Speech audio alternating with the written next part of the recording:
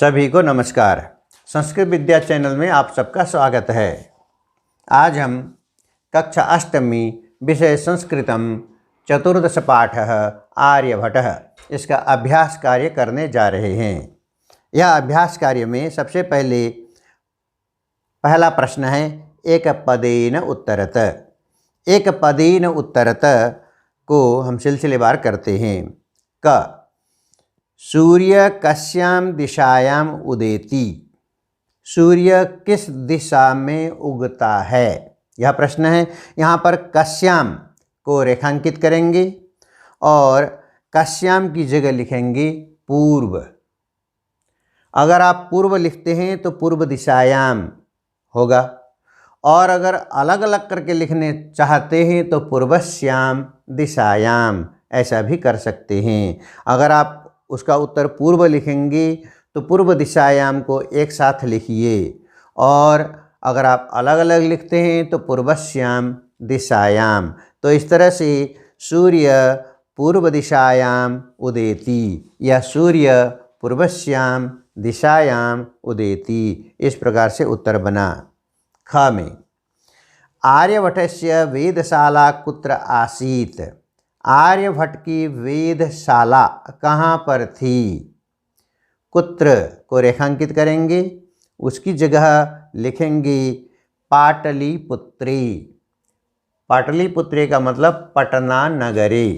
आर्यभट्टस्य वेदशाला पाटलिपुत्री आसीत्। ग में देखेंगे महान गणितज्ञ ज्योतिर्विच कः अस्ति। महान गणितज्ञ, गणितज्ञ का मतलब गणित का विशेषज्ञ, और ज्योतिर्विच ज्योतिष को जानने वाले। कः अस्ति कौन है, महान गणितज्ञ और ज्योतिष को जानने वाले ज्योतिर्विद च कः अस्ति। कह को रेखांकित करेंगे और उसकी जगह लिखेंगे आर्यभट्ट। महान गणितज्ञ भी आर्यभट्ट हैं और महान ज्योतिषज्ञ भी आर्यभट्ट हैं। तो इस तरह से इसका उत्तर आर्यभट्ट होगा। घ में देखेंगे हम आर्यभट्टेन कः ग्रंथ रचितः। आर्यभट्ट ने कौन से ग्रंथ की रचना की। तो कह को रेखांकित करेंगे और लिखेंगे आर्यभट्टीयम। आर्यभट्टीयम। फिर अंगा में देखेंगे अस्माकं प्रथम उपग्रहस्य नाम किम अस्ति। हमारे प्रथम उपग्रह का नाम क्या है। तो किम को रेखांकित करेंगे और उसकी जगह लिखेंगे आर्यभट्ट। हमारे प्रथम उपग्रह का नाम आर्यभट्ट रखा गया है। तो इस प्रकार से अगर आप एक पदेन उत्तर लिखते हैं तो केवल ये शब्द आएंगे, और आप वाक्य में उत्तर देना चाहेंगे तो आप इन प्रश्नवाचक की जगह में इन शब्दों को लिखेंगे और पूरा वाक्य बनाएंगे। इस प्रकार से यह प्रथम प्रश्न हुआ। और इसके साथ आप तीसरा प्रश्न देखिए। तीसरे प्रश्न के बाद हम दूसरा प्रश्न करेंगे। तीसरे प्रश्न में दिया हुआ है रेखांकित पदानि आधृत्य प्रश्न निर्माणम कुरुत। रेखांकित पदों को आधृत्य मन लेकर देख करके प्रश्न निर्माण कीजिए। क्या कहा गया है रेखांकित में। क में सूर्य पश्चिमायाम दिशायाम अस्तम गच्छति। सूर्य पश्चिम दिशा में अस्त होता है। तो पश्चिमायाम रेखांकित है, उसकी जगह हम प्रश्नवाचक में लिखेंगे कस्याम। कस्याम दिशायाम। तो इस प्रकार से उत्तर आएगा कस्याम। ख में पृथ्वी स्थिरा वर्तते इति परंपराया प्रचलिता रूढ़ी। पृथ्वी स्थिरा वर्तते, पृथ्वी स्थिर है, स्थिर है, अचल है, यह परंपरा से प्रचलित रूढ़ी, यह धारणा। परंपराया यह रेखांकित है, इसकी जगह लिखेंगे कया। किससे प्रचलित रूढ़ी। ग में हम देखेंगे आर्यभट्टस्य योगदानम गणित ज्योतिष संबद्ध वर्तते। आर्यभट्ट का योगदान गणित और ज्योतिष से संबद्ध है, यानी इससे संबंध रखता है। आर्यभट्ट का योगदान गणित और ज्योतिष से संबंध रखता है। गणित और ज्योतिष इसकी जगह रेखांकित किया गया है, इसकी जगह लिखेंगे केन। केन संबद्धः, किससे संबद्ध है। घा में देखेंगे समाजे नूतन विचाराणाम स्वीकरणे प्रायः सामान्य जना काठिन्यम अनुभवन्ति। समाज में नूतन विचाराणाम, नए विचारों को स्वीकार करने में सामान्य लोग कठिनता अनुभव करते हैं, कठिनाई अनुभव करते हैं। जब नए नए विचार समाज में उभर कर आते हैं तो सामान्य लोग उसको अपनाने में झिझकते हैं, उसको अपनाने में थोड़ी सी कठिनाई महसूस करते हैं। तो यहाँ पे सामान्य जनाः इसको रेखांकित किया गया है। इसको प्रश्नवाचक बनाने के लिए हम लिखेंगे कि।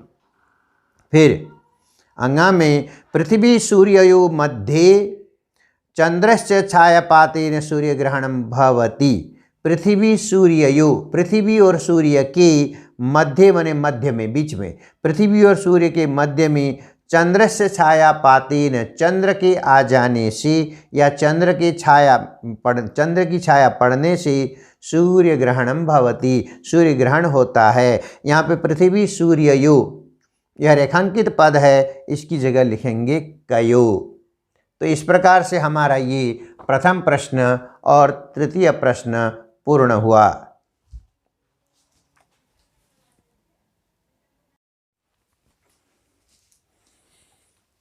अब आपके सामने दूसरा प्रश्न है। दूसरा प्रश्न पूर्ण वाक्येन उत्तरत, पूर्ण वाक्य में उत्तर दीजिए। क्या है प्रश्न? कः सुस्थापित सिद्धांतः, कौन सा सुस्थापित सिद्धांत है? कौन सा आर्यभट्ट के द्वारा सुस्थापित माने भली प्रकार से भली भांति स्थापित किया गया सिद्धांत है? उत्तर देखेंगे सूर्यो चलः पृथ्वी च चला इति सुस्थापित सिद्धांतः। सूर्य अचल है यानी चलता नहीं है, सूर्य एक जगह है, अचल। पृथ्वी च चला, पृथ्वी चलती है, पृथ्वी चलायमान है। सूर्य अचल है, पृथ्वी चलायमान है। सूर्यो चल पृथ्वी चला इति सुस्थापित सिद्धांतः। यह भली भांति स्थापित किया गया सिद्धांत है आर्यभट्ट के द्वारा। ख में देखेंगे चंद्र ग्रहणम कथम भवति, चंद्र ग्रहण कैसे होता है? उत्तर देखेंगे यदा पृथिव्या छायापातेन चंद्रस्य प्रकाशः अवरुध्यते तदा चंद्र ग्रहणम भवति। जब पृथ्वी की छाया पड़ने से चंद्र का प्रकाश रुक जाता है तदा चंद्र ग्रहणम भवति, तब चंद्र ग्रहण होता है। यह जो प्रश्न का उत्तर है 103 पृष्ठ पर देखने को आपको मिलेगा, दूसरे गद्यांश में, वहाँ से आप देख सकते हैं। ग में देखेंगे प्रश्न सूर्य ग्रहणम कथम दृश्यते, सूर्य ग्रहण कैसे दिखता है?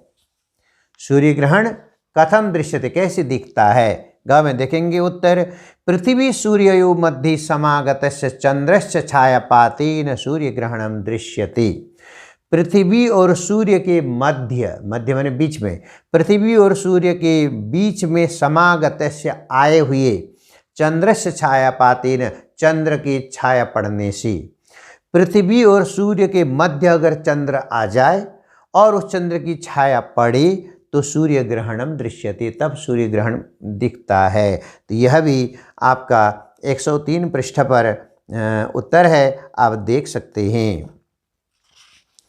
अब घ में देखेंगे प्रश्न आर्यभट्टस्य विरोध किमर्थम अभवत्, आर्यभट्ट का विरोध किस लिए हुआ?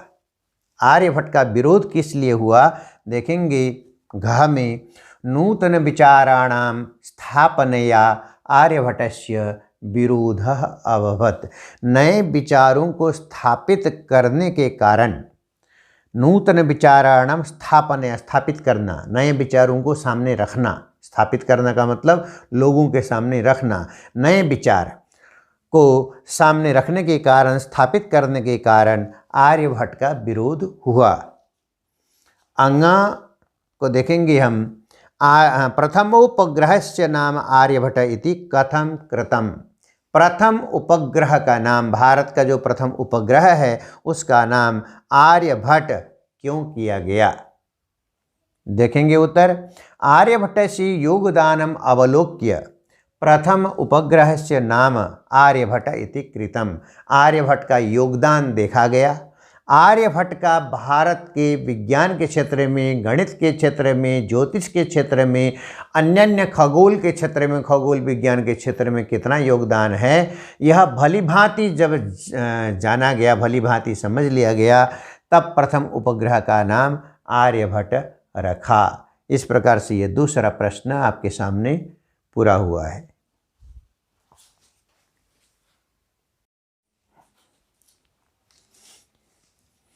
अब आपके सामने यहाँ पे चौथा और पांचवा प्रश्न प्रस्तुत है।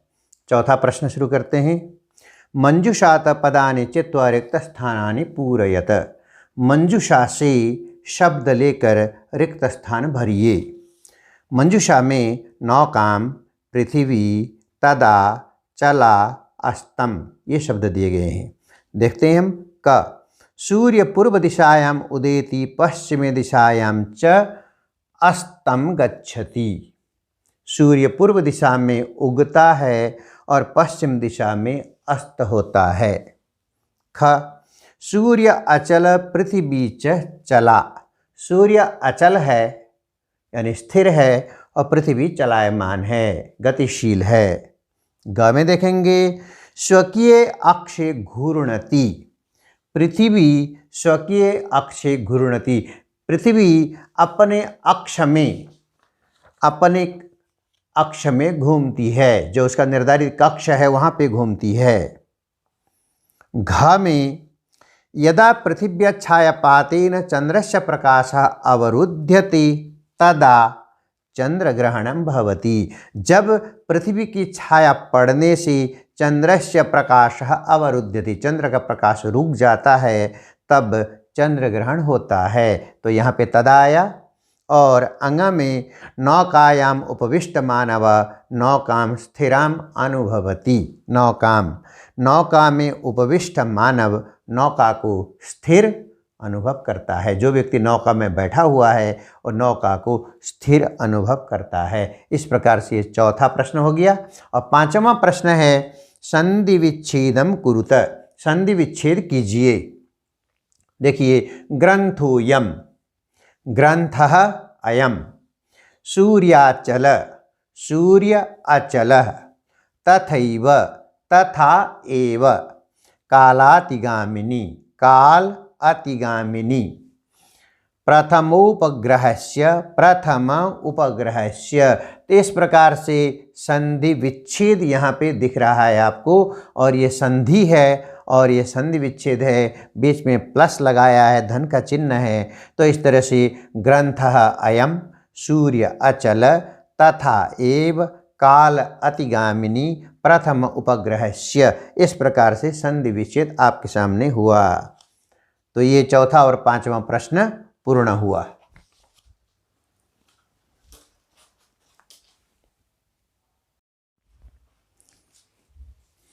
अब प्रश्न 6 आपके सामने प्रस्तुत हैं। प्रश्न 6 के दो भाग हैं, प्रश्न 6A और प्रश्न 6A, दोनों आपके सामने प्रस्तुत किए जा रहे हैं। प्रश्न 6A में है अधोलिखितानां पदानां विपरीतार्थक पदानि लिखत। अधोलिखित पदानां, नीचे लिखी पदों के विपरीतार्थक पदानि लिखे। विपरीत अर्थ वाले पद लिखिए, शब्द लिखिए। उदयः, अस्त, अचलः, चलः, ये विपरीत अर्थ है। इनके विपरीत अर्थ हैं, ये विपरीत अर्थ वाले शब्द हैं। उदयः अस्त, अचलः चलः, अंधकारः प्रकाशः, स्थिरः अस्थिरः, समादर अनादर, आकाशस्य पातालस्य या धराया, दोनों लिख सकते हैं। पातालस्य माने पाताल का, धराया माने धरती का। तो इस प्रकार से ये विपरीतार्थक शब्द आपके सामने है। अब आप देखेंगे प्रश्न 6A में अधोलिखित पदानाम समानार्थक पदानि पाठ चित्वा लिखा था। पाठ से चुन करके समानार्थक शब्द लिखने हैं। समानार्थक का मतलब पर्यायवाची शब्द है। तो पर्यायवाची शब्द आपको यहाँ से पाठ के आधार पर लिखना है। पाठ में जो आए हैं वही लिखना है। संसारे लोके इदानीं साम्प्रतं वसुंधरा पृथिवी समीपं निकषा गणनम् आकलनम राक्षसौ राहु केतु नामानौ।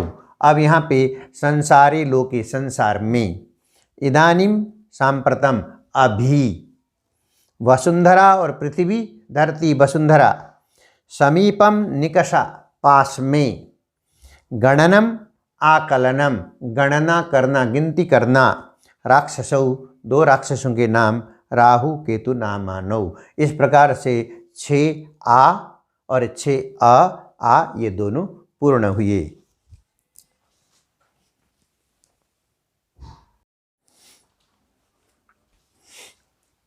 अब आपके सामने 7वां प्रश्न है। 7वें प्रश्न में दिया है अधोलिखितानि पदानि आधृत्य वाक्यानि रचयत। नीचे लिखे पद को लेकर के वाक्य रचना कीजिए, वाक्य बनाइए। देखिए, सांप्रतम, निकषा, परितः, उपविष्टः, कर्मभूमि, वैज्ञानिकः, ये शब्द दिए गए हैं।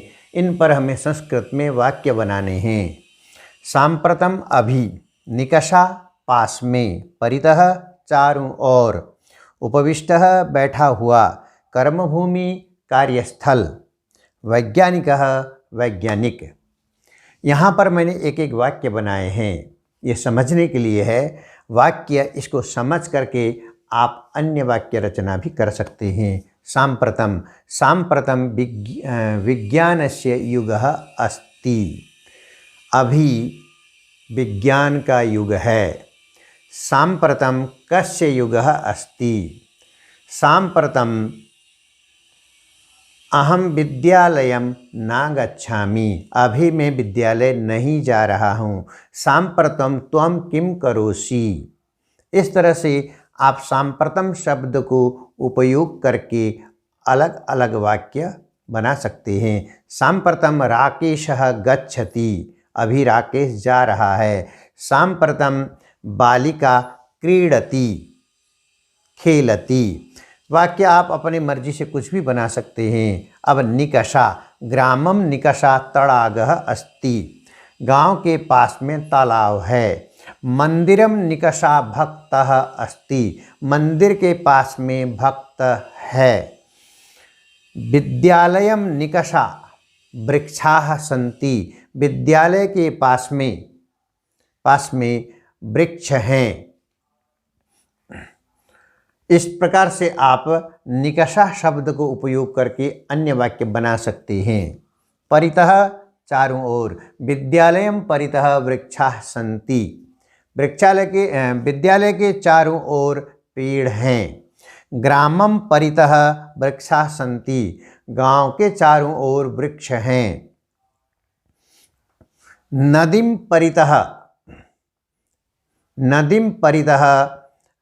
जनाः सन्ति। नदी के चारों ओर लोग हैं।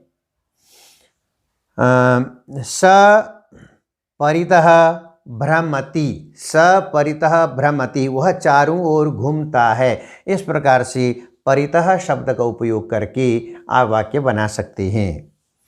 उपविष्ट, उपविष्ट का मतलब बैठा हुआ। वृक्षे एकः काकः उपविष्टः अस्ति। वृक्ष में एक कौवा बैठा हुआ है। वृक्षे एकः चटकः, चिड़िया, चटकः उपविष्टः अस्ति। पेड़ पर एक चिड़िया बैठी हुई है। त्वं कुत्र उपविष्टः असि। तुम कहाँ पर बैठे हुए हो। दिनेशः आसंदिकायाम उपविष्टः अस्ति। दिनेश आसंदिका में बैठा हुआ है। इस प्रकार से आप वाक्य बना सकते हैं। फिर कर्मभूमि, कर्मभूमि का मतलब कार्यस्थल, जहाँ पे आप काम करते हैं वह आपकी कर्मभूमि है। श्री कृष्णस्य कर्मभूमि गोकुलम आसीत। श्री कृष्ण की कर्मभूमि गोकुल थी। श्री रामस्य कर्मभूमि अयोध्या आसीत, श्री राम की कर्मभूमि अयोध्या थी। मम कर्मभूमि दिल्ली अस्ति, मम मेरा कर्मभूमि दिल्ली है। सूर्यस्य कर्मभूमि आकाशमंडलम पृथ्वी च अस्ति, सूर्य की जो कर्मभूमि है आकाशमंडल और पृथ्वी है। बालकस्य कर्मभूमि कर्णपुरम अस्ति, बालक का कर्मभूमि कर्णपुर है। इस प्रकार से कर्मभूमि का उपयोग करके आप कोई भी वाक्य बना सकते हैं। वैज्ञानिकः, वैज्ञानिक का मतलब वैज्ञानिक। आर्यभट्टः वैज्ञानिकः आसीत्, आर्यभट्ट वैज्ञानिक थे। रामानुजन वैज्ञानिकः आसीत्, आप किसी का भी नाम बदल सकते हैं, फिर वैज्ञानिकः आसीत् लिख सकते हैं, या फिर इसके अलावा अहम वैज्ञानिकः नास्मि, मैं वैज्ञानिक नहीं हूँ। किम त्वं वैज्ञानिकः असि, क्या तुम वैज्ञानिक हो। स वैज्ञानिकः अस्ति, वह वैज्ञानिक है। सरिता वैज्ञानिका अस्ति, सरिता वैज्ञानिक है। इस प्रकार से वैज्ञानिक शब्द का उपयोग करके आप शब्द वाक्य रचना कर सकते हैं। वाक्य यहाँ पर एक एक रच करके दिए हुए हैं, आप वाक्य रचना करने का प्रयास करें, अलग अलग वाक्य बनाएं, ताकि आपको इन शब्दों में वाक्य रचना आराम से आप कर सकें और आपका मनोबल थोड़ा सा बढ़ जाए। इसके अलावा अब आप देखेंगे योग्यता विस्तार, ये अभ्यास कार्य चतुर्दश पाठ आर्यभट्ट का अभ्यास कार्य 7वें प्रश्न के साथ समाप्त हुआ। अब योग्यता विस्तार को आप जरूर पढ़ेंगे, अवश्य पढ़ेंगे। योग्यता विस्तार में आपके जानने योग्य बहुत सारी बातें दी गई हैं। मैं थोड़ा सा अंश यहाँ पर पढ़ के सुनाता हूँ। भारतीय ज्योतिष शास्त्र के बारे में ज़्यादा जानकारियाँ लोगों के पास नहीं होती, क्योंकि इसे आज सभी लोग नहीं पढ़ते हैं। अब आर्यभट्ट ने गणित और ज्योतिष दोनों में काम किया है, लेकिन गणित शास्त्र का प्रचार प्रसार आज के युग में ज़्यादा है, तो सभी लोग जानते हैं। ज्योतिष शास्त्र का प्रचार प्रसार कम होने की वजह से उसको नहीं जानते हैं। उसके ऊपर थोड़ा सा यहाँ पे प्रकाश डालूँगा। भारतीय ज्योतिष शास्त्र वैदिक युग में, जो वैदिक युग चला करता था, वैदिक युग में यज्ञ के काल अर्थात शुभ मुहूर्त के ज्ञान के लिए ज्योतिष शास्त्र का उद्भव हुआ। शुभ मुहूर्त, शुभ घड़ी कैसे निकाली जाए, इसके लिए ज्योतिष शास्त्र का उद्भव हुआ। कालांतर में इसकी अंतर्गत ग्रहों का संचार, वर्ष, मास, पक्ष, वार, तिथि, घंटा आदि पर गहन विचार किए जाने लगा। यानी कि ये सब भी ज्योतिष शास्त्र के हिस्से में भाग में आते रहे। लगध, आर्यभट्ट, बराह मिहिर, ब्रह्मगुप्त, भास्कराचार्य, बाल गंगाधर तिलक, रामानुजन आदि हमारे देश की प्रमुख ज्योतिष शास्त्री हैं। ये ज्योतिष के बड़े बड़े विद्वानों के यहाँ पर नाम दिए गए हैं, जो काफ़ी प्रसिद्ध हुए हैं। आर्यभटीयम, सौर सिद्धांतः, बृहत् संहिता, लीलावती, पंच सिद्धांतिका आदि ज्योतिष के प्रमुख संस्कृत ग्रंथ हैं। ये इन महामुनियों के द्वारा लिखे गए ज्योतिष के प्रमुख ग्रंथों में से हैं। आर्यभटीयम, आर्यभट्ट ने 499 ईस्वी में इस ग्रंथ की रचना की थी। 499 साल में सन में इसकी रचना की थी। यह ग्रंथ 20 आर्य छंदों में निबद्ध है। इसमें ग्रहों की गणना के लिए कली सम्मत 499 ईस्वी में 3600 कली सम्मत को निश्चित किया गया है। तो इस प्रकार से यह पाठ आज यहीं पर समाप्त होता है। और यह जो आर्यभट्ट पाठ यहाँ पे संपूर्ण हुआ। धन्यवाद।